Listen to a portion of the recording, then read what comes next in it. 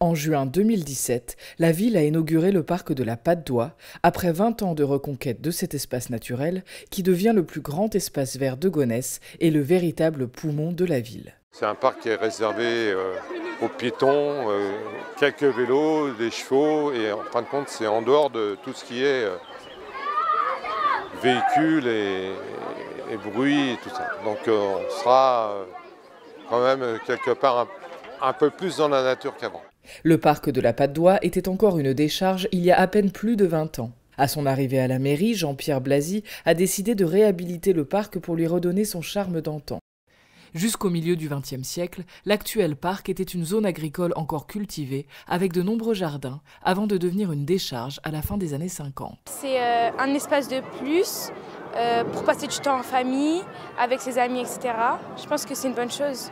C'est un parc que je pense la ville a eu raison de rénover, et qui était une ancienne décharge, qui devient un parc aussi beau de 120 hectares, avec des activités qui se développeront en année en année.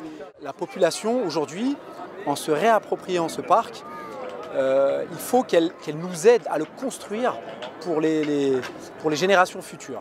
Et aujourd'hui à Gonesse, on peut être fier de contribuer à l'amélioration de notre planète et surtout laisser une planète saine pour les générations futures. En 2018, des aménagements vont être réalisés sur le parc qui permettront l'installation d'une exposition pédagogique, un circuit VTT, un parcours sportif et un espace de jeu pour enfants.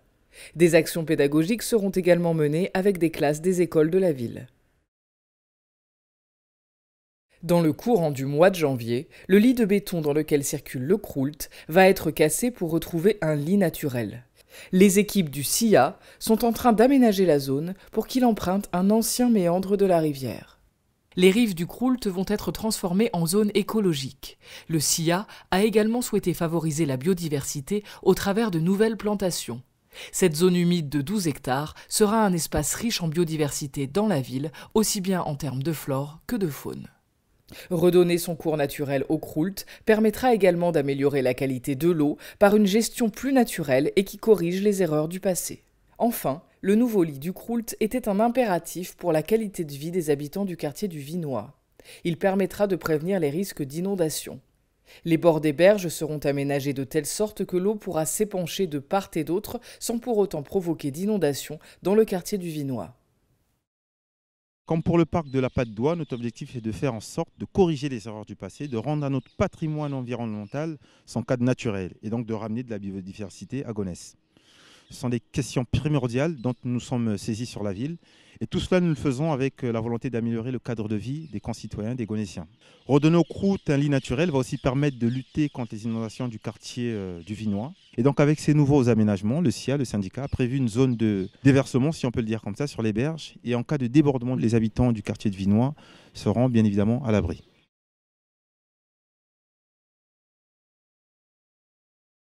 Cette année, Villiers-le-Bel et Gonesse ont lancé la rénovation des réseaux de chaleur géothermique ainsi que le forage d'un troisième puits. Une opération qui n'a lieu que tous les 30 ans, le premier forage ayant eu lieu en 1984.